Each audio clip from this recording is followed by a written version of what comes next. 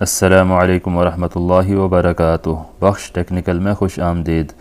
आज की इस वीडियो में इस वाटर हीटर के एलिमेंट और थर्मोस्टेट के बारे में आपको मालूमात फ़राहम करेंगे कि ये किस तरह काम करता है और इसको चेंज किस तरह किया जाता है। तो सबसे पहले तो आप इसको देख लें, ऊपर इसके कुछ पॉइंट बने हुए हैं। ये 2 पॉइंट आपको नज़र आ रहे हैं, ये इलेक्ट्रिक की मेन सप्लाई देने के लिए हैं और ये इसको एडजस्टमेंट करने के लिए ये इसका जो बटन है वो लगाया हुआ है। और ये 2 पॉइंट हैं, इसमें जो लाइट होती है इलेक्ट्रिक वाटर हीटर में, ये उसके लिए हैं। तो ये 2 पॉइंट इलेक्ट्रिक के जो मेन सप्लाई है उसके लिए है। और उसके बाद में आगे ये आपको नज़र आ रहा है, ये 2 यू टाइप जो बना हुआ है ये इसका एलिमेंट है, और एक जो सिंगल है ये इसका थर्मोस्टेट का जो सेंसर है उसके लिए है। और ये आपको जो रेगुलेटर नज़र आ रहा है ये इसकी एडजस्टमेंट है टेम्परेचर को कम या ज़्यादा करने के लिए। और ये इलेक्ट्रिक के पॉइंट इसको उल्टा या सीधा लगा दें तो कोई इशू नहीं है। और ये लाइट की भी उल्टी या सीधी लग जाए तो कोई इशू नहीं है। और दूसरा ये एलिमेंट हमने बाहर निकाल के ये आपको दिखा रहे हैं।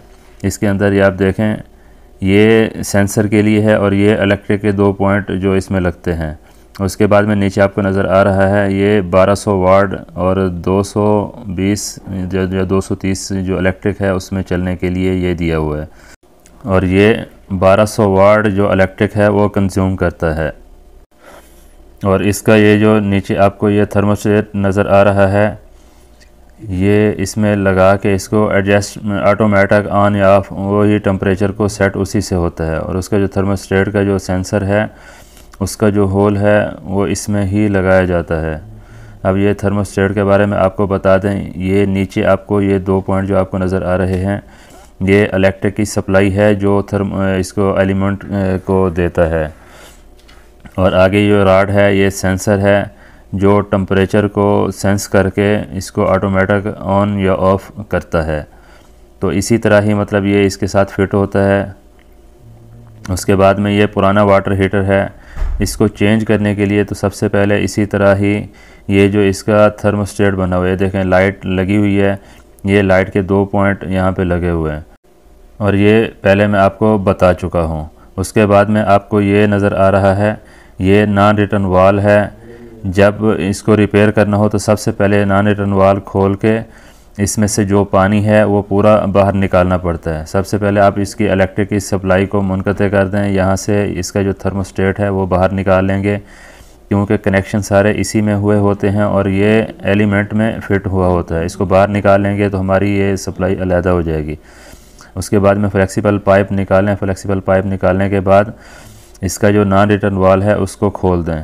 अब इसका जो हमने पाइप खोल दी है तो ये देखें पानी वापस आना शुरू हो गया है। अभी तक हमने नॉन रिटर्न वाल नहीं खोला, इसका मतलब है ये हमारा नॉन रिटर्न वाल भी ख़राब है।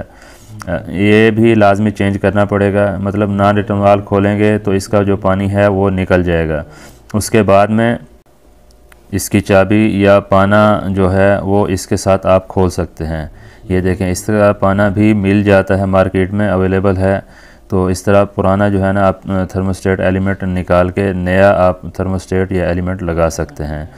उम्मीद है वीडियो अच्छी लगी होगी। वीडियो अच्छी लगी है तो वीडियो को लाइक कर दें, चैनल पर नए हैं तो चैनल को सब्सक्राइब कर दें और साथ ही साथ बेल आइकन को प्रेस कर दें। मिलते हैं इस तरह की नई मालूमाती वीडियो में। अल्लाह हाफिज़।